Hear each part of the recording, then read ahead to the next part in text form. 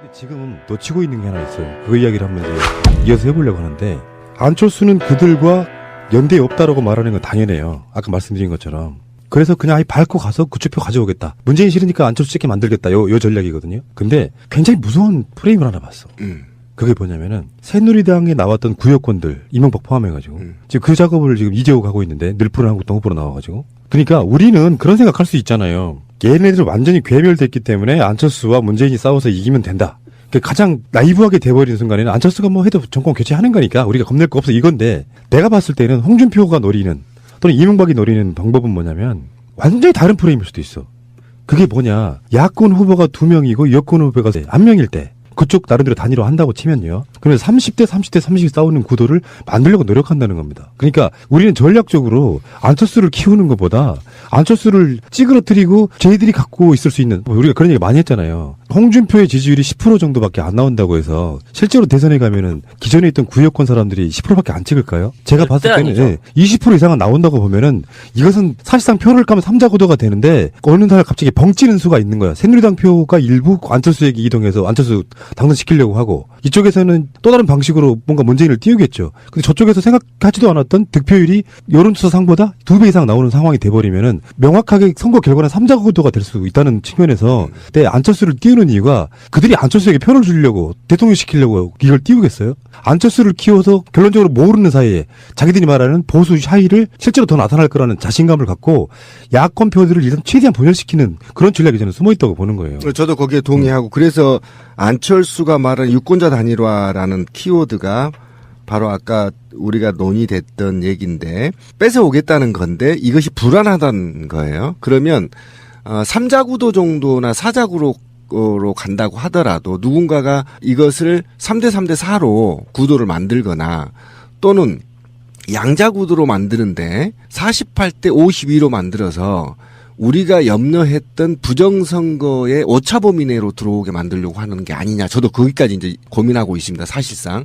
그래서 판을 촛불이 원하는 정권으로의 교체가 아니고 그들이 원하는 정권으로의 교체를 하려고, 그리고 그것을 마치 적폐청산의 의지가 있는 후보인 것처럼 더 씌워서 이게 바로 정권 교체야 라고 이미지를 만들어서 하려는 장난들이 보이고 있다라는 것이죠. 예. 근데 적폐청산에 대해서 어젠가요? 안철수 캠프에서 재벌개혁에 대한 거를 내놨어요.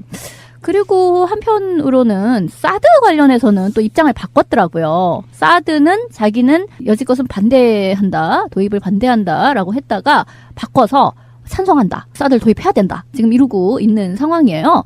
그러니까 뭐 경제에 있어서는 개혁적이고 안보에 있어서는 뭐 보수적인, 예전에도 이런 식의 이야기를 많이 했었잖아요. 그 스탠스를 좀 분명하게 가져감으로써 이제 본인은 양자 구도를 이야기하고 있지만 3자 구도 하에서 자신이 중원을 획득해 보겠다라는 이제 그 전술을 염두에 두고 있는 것 같아요. 근데 저는 글쎄요, 안철수, 저는 안철수에 대해서 그다지 호감은 없었습니다만, 지금 어느 정도 언론에서 펌프질을 하면서, 불과 한 1주 만에 한 9% 정도 이렇게 딱 올리는 게 영향은 분명히 있다고 생각을 해요. 그러니까 사람들에게 영향을 준다. 당연히 라고 있죠. 생각을 해요. 아니, 우리 남편 같은 사람도 어저께 무슨 얘기를 하다가, 지금 안철수가 어쨌든 상승세를 타는 거 아니야? 막 이제 이렇게, 상승세는 원래 무섭지 않아? 막 이제 이런 식의 얘기를 하더라고. 상승세를 태우고 있죠, 엄밀히 따지면. 어쨌든지 간에 그게 주체가 누구이든지 간에 상승세를 지금 타고 있는 건 사실인 거예요. 상승세를 타고 있고, 그런데다가 이제 우려스러운 거는 그런 거죠.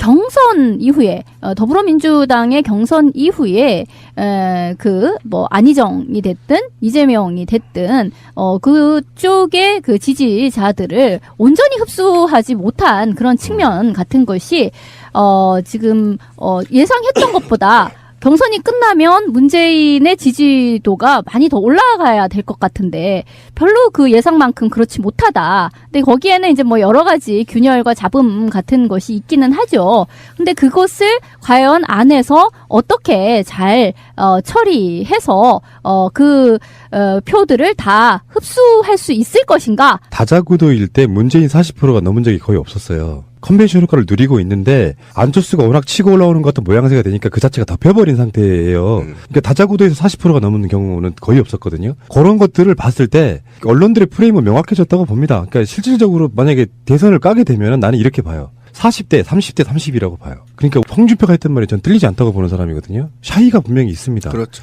그러니까 지금 안철수는 박근혜 사면 논란이라든지 사드 문제 아까 이야기한 것처럼이라든지 적폐라든지 이런 것들을 안희정 따라가기로 지금 계속 가고 있는 상태인데 그렇죠. 결국에는 나는 안철수는 그런 식으로 이제 뭔가 중도표 잡아가지고 델론 밀어줘 이런 분위기일 거 아니에요. 그러니까 문재인 싫은 사람 다 델론 밀어줘. 홍준표는 아니야. 이런 컨센트로 가겠지만 과도하게 안철수를 띄움으로써 홍준표가 살아날 공간을 나는 준다고 보는 거예요. 그렇죠. 그러니까 아까 진미님이 말한 게, 그러니까 노빠 왕따 문화가 여기서 또 나타나는 겁니다. 그러니까 그 분석이 얼마나 모호하냐면 안희정이 우클릭을 함으로 인해서 우측에서 대거 영입이 됐었다. 안희정 지지층에서. 근데 안희정이 떨어졌다고 해서 안희정이를 지지하는 사람들이 모두 다 문재인을 지지해야 된다는 논리. 그렇지는 않는 거지. 실제로도 아니고. 네, 그렇게 분석을 해버리면 이게 왕따가 되는 겁니다. 그러면 그걸 안기 위해서 사실은 캠프에서 대거 영입을 했거든요. 실제로 안희정 캠프에 있는 사람들. 그런데도 이쪽으로 오고 저쪽으로 갈 사람 간 겁니다. 그런데 이 유동표가 아직은 안철수한테 안착되지가 않았어요. 그런데 문재인은 지지율가 안착됐단 말이에요. 더 이상에 빠질 게 없어. 더 왔으면 왔지. 그런데 그래서 굉장히 안정적으로 지지층을 확보하고 있다는 데 측면에서 있는데 어쨌든 지금 누군가는 아직 거대한 손은 아직 드러나 있지 않지만 누군가가 더불어민주당을 이간질시키고 의원들을 흔들음으로 인해서 줄 탈당의 여지, 그다음에 온갖 이제 모략과 정치적 공학이 작동되고 있지만 제가 볼 때는 흔들리지 않을 거다. 저는 자신합니다. 예. 마무리를 하자 그러면 결론적으로 안철수를 띄우는 프레임이 안철수가 돼도 정권 교체고 그리고 보수의 계멸이다 이렇게 보는 게 이제 일반적인 정치인 또는 그 부류의 시사평론가들의 이야기고요. 안철수를 키우는 사이에 홍준표는 조용히 코올라오고 있다. 저는 그렇게 봐서 어쩌면 그들이 노리는 건 야권 분열 프레임이 아닐까. 그러니까 그렇죠. 애초에 꽤 오래전부터 우리가 걱정해왔던 그 프레임으로 사실상 가고 있을 수도 있다는 거를 염두에 둬야 된다고 생각해요. 맞아요. 보수의 표가 그렇게 쉽게 차이한 것, 여론조사 지지율 같은 것도 사실 그러니까 여론조사 응답률이 한 15% 정도밖에 안 되는 상태에서 실제로 대선 딱 까보면요. 만약에 홍준표 부류 또는 유승민까지 합쳐가지고 표가 한 15% 정도 미만이라고 하면 그건 괴멸이 맞는데 너무 사실- 좋은 거지. 네, 네, 제발 그렇게 되길 원하는 거지. 그게 맞는데 그게 한 30% 정도 나온다고 하면요. 야권이 대선 지는 거예요. 그러니까 예전에 김영삼, 김대중과 노태우가 붙었던 싸움을 재현하고 싶어하는 사람들이 지금 뭔가 치밀한 프레임을 갖고 있다고 저는 보는 느낌이 좀 생기는 거예요. 다른 건 몰라도 이렇게 박근혜까지 구속된 상황에서 보수표가 제대로 여론조사에 응답했을 가능성은 저는 없다고 봅니다. 원래 성향대로 자기들은 새누리당, 부류, 자유한국당을 찍을 가능성이 높다라고 봐요. 이걸 경계를 하라. 그러니까 그럴 거면서 자기네들은 사실은 안 까서 그렇지 다 까면 30%는 될 것이다라는 것 속에 그렇지. 지금 두 개의 야당을 삐까삐까하게 만들어야 되는데 안철수를 좀 더 키워야 되겠네? 라는 식으로 해서 뽐뿌질이 들어가고 있다. 그러니까 여론대로는 가지 않는데 안철수가 없으면요. 문재인 후보가 안희정 후보를 붙잡는 이유, 이재명 후보를 붙잡는 이유가 다른 보수와 진보표가 못 빠져나가게 잡는 것처럼 문재인 대통령 될 거야라는 대세론 속에 잘하면 문재인이 안 될 수도 있겠네라는 희망을 심어주기에는 안철수가 딱 좋죠. 근데 그 사이에 무슨 짓을 해도 나는 안철수도 같은 문재인 부류를 본다는 사람들이 있어요. 이 사람들은 홍준표를 찍을 수밖에 없어. 근데 홍준표의 지지율이 10%밖에 안 나오는 게 문제가 아니라 최소한 30%를 상존하는 예전에 왜 박근혜 지지율 더럽게 안 빠지는 해도 30% 이하로 안 빠졌던 시절도 있었잖아. 그렇죠. 콘크리트. 그 표들은 홍준표한테 갈 가능성이 없다고 보는 건데 근데 그것도 상당히 무너졌다고 보는 거잖아요. 그러니까 안철수가 당사자가 박근혜가 아니고 홍준표이기 때문에 안철수가 만약에 문재인에게 의미 없게 대항하지 못하고 완전히 쭉 빠진 상태로 음영 대선으로 간다 그러면 포기를 하게 되는데요. 이런 게 있을 수 있잖아요. 보통 정치인들이 선동을 할 때 대부분 그렇잖아요. 숨은 표는 있다. 내가 진정한 의미의 표를 받아 안을 것이다. 그런 식으로 이야기를 하잖아요. 또 여론조사 공포 기간, 금지 기간도 있어요. 그 사이에 뭐 골든 크로스 크로스가 했다고 막 서로 일어났다. 하고 그런 상황이 만들어진단 말이야. 그 상태에서 안철수가 존재하지 않으면 사람들이 이번 투표는 포기해야 되겠네 할 수 있는데 곰곰이 생각해보면 내가 안철수를 찍겠다 이런 것보다요. 안철수도 야당의 대표였던 사람입니다. 죽어도 못 찍는 사람들이 있단 말이에요. 우리가 생각했을 때 뭐 더불어민주당 경선할 때 역선택 많이 들어올 거라고 막 걱정하는 사람도 있었지만 사실 결론적으로 봤더니 안 했지. 거의 없었잖아요. 그런 것처럼 안철수 못 찍는 사람들은 어차피 샤이로 홍준표를 찍을 거란 말이에요. 대신에 안철수하고 문재인이 야권표가 갈라지면 홍준표가 먹을 수 있겠냐는 사람들이 투표율이 높아질 가능성이 있다는 거예요. 그렇죠. 그 프레임이 있다고 보는 거죠. 이게 결국은 예전에 노태우가 집권했을 때 프레임이랑 똑같은 거예요.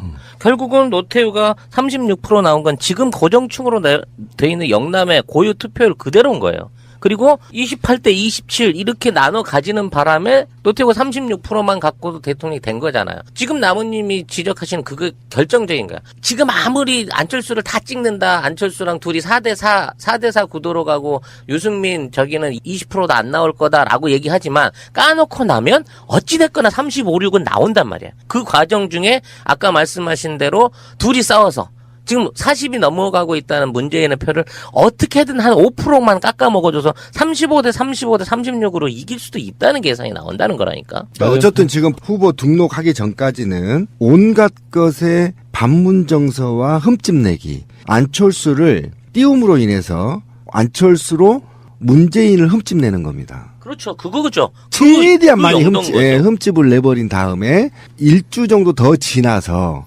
이런 추이를 봐서 이제 이 두 마리를 잡겠다고 홍준표가 나오게 되는 거죠. 예.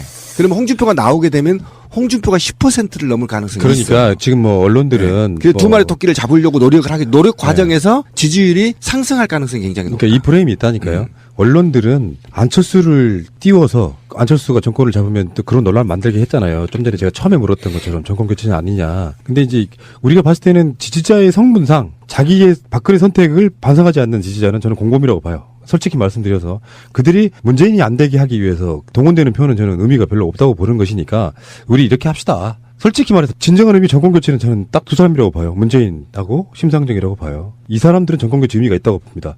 박근혜 정권을 지지하지 않았던 사람들이 순수하게 모여있는 곳이라고 보면 그럴 때 그들이 만들어놓은 프레임 속에서 허우적대는 것보다 안철수에 대해서는 명확하게 저는 선을 긋고 가야 된다고 생각해요. 이미 그는 지역감정 이용하고 이명박 세력들의 등을 없는 입장이라고 하면은 순수하게 정권 교체를 하는 의미는 저는 거의 없다고 보는 사람이거든요. 그럴 때 자꾸 혼돈스럽게 안철수가 갖는 스탠스가 야당이냐 아니냐 뭐 등등을 논란을 하게 되면은 또 전선이 또 틀어진다. 저는 그렇게 보는 측면이 있어서 되게 단순하게 그래서 제가 그런 이야기 한 적이 있어요. 저는 문재인 심상정만 보호하겠다. 저는 선언한 적이 있습니다. 한번 솔직히 말씀드려서 그래요. 그런 측면도 있다고 보고요. 심상정 후보는 다시 뭐 다른 방송에서도 이야기를 좀 했지만 토론 같은 데 가면은 어쩔 수 없이라도 자기들의 스펙트럼 개혁적인 부분에 있어서라도 자기들의 이야기도 하겠지만 결론적으로 말하면 홍준표라든지 유승민 같은 부류 공격하게 공격으로부터 어떤 그 연합 전선을 형성할 수밖에 없는 스탠드가 분명히 있다는 말씀드리고요. 자, 여기까지만 할게요. 이 논란은 또 다음 주 또 하면 되지. 이제 문재인 공포로 인해 표 줄 곳을 몰라 하던 표들이 홍준표로 달려갈 때 그런 가능성이 높지는 않다고 생각해요. 근데 달려갈 때 안철수는 결국은 범민주계야? 예를 들어서 나중에 민주당과 국민의당이 합당하면 내가 민주당 찍어준 거 아니야? 결국은 이런 생각할 수 있거든요. 굉장히 이상한 현상인 거죠. 지금 비정상적인 상황이에요. 보수의 대구가 다 몰려와서 결국은 민주당을 찍어주는. 근데 그걸 깨닫게 될 수도 있거든요. 한 달이면. 그럴 때 홍준표한테 만약에 간다고 쳐요. 홍준표는 그걸 원하죠. 나를 중심으로 모여라고 막. 근데 지금 보수 매체들은 안 도와주고 있죠. 안 될 것 같으니까. 근데 어제 손석희 사장에게 말도 안 되는 태도를 보인 건 진보 진영에는 미친 걸로 보이지만 일부러 그런 거예요. 저도 방송에서 말을 저렇게 막 할 수 있으면 참 좋겠네요. 홍준표 후보가 보수 매체가 안 도와주는 가운데서도 혼자 힘으로 포탈을 장악했잖아. 다 봤어, 전 국민이. 그걸 보고 미쳤다고 생각도 하겠지만, 이야, 대단하네. 이렇게 생각하는 사람이 저쪽에는 있어요. 만약에 그 이런 방황하는 표가 홍준표한테 갈 때 그게 진짜 위기다. 진정한. 저는 그렇게 생각하는데, 가능성은 낮다. 하지만 그럴 때는 이쪽 진영은 표를 갈라먹고 저쪽은 뭉치게 되는 거죠. 여론조사상보다 2배 이상 나오는 상황이 돼버리면은 명확하게 선거 결과는 3자 구도가 될 수 있다는 측면에서 그때 안철수를 띄우는 이유가 그들이 안철수에게 표를 주려고 대통령 시키려고 이걸 띄우겠어요? 안철수를 키워서 결론적으로 모르는 사이에 자기들이 말하는 보수 샤이를 실제로 더 나타날 거라는 자신감을 갖고 야권 표들을 일단 최대한 분열시키는 그런 전략이 저는 숨어있다고 보는 거예요. 저도 거기에 동의하고 그래서 안철수가 말한 유권자 단일화라는 키워드가 바로 아까 우리가 논의됐던 얘기인데 뺏어오겠다는 건데 이것이 불안하다는 거예요. 그러면 3자 구도 정도나 4자 구도로 간다고 하더라도 누군가가 이것을 3대 3대 4로 구도를 만들거나 그리고 한편으로는 사드 관련해서는 또 입장을 바꿨더라고요. 사드는 자기는 여지껏은 반대한다, 도입을 반대한다라고 했다가 바꿔서 찬성한다. 사드를 도입해야 된다. 지금 이루고 있는 상황이에요. 그러니까 뭐 경제에 있어서는 개혁적이고 안보에 있어서는 뭐 보수적인 예전에도 이런 식의 이야기를 많이 했었잖아요. 그 스탠스를 좀 분명하게 가져감으로써 이제 본인은 양자 구도를 이야기하고 있지만 3자 구도 하에서 자신이 중원을 획득해 보겠다라는 이제 그 전술을 염두에 두고 있는 것 같아요. 근데 저는 글쎄요, 안철수, 저는 안철수에 대해서 또는 양자구도로 만드는데 48대 52로 만들어서 우리가 염려했던 부정선거의 오차범위 내로 들어오게 만들려고 하는 게 아니냐. 저도 거기까지 이제 고민하고 있습니다. 사실상.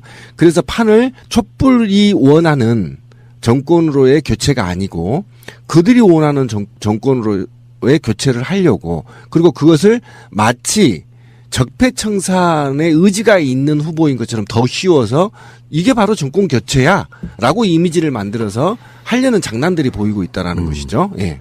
근데 적폐청산에 대해서 어젠가요? 안철수 캠프에서 재벌개혁에 대한 거를 내놨어요.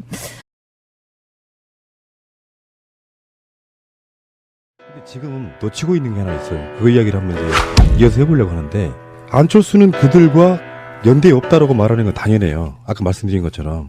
그래서 그냥 아예 밟고 가서 구축표 가져오겠다. 문재인 싫으니까 안철수 찍게 만들겠다. 요 전략이거든요. 근데 굉장히 무서운 프레임을 하나 봤어.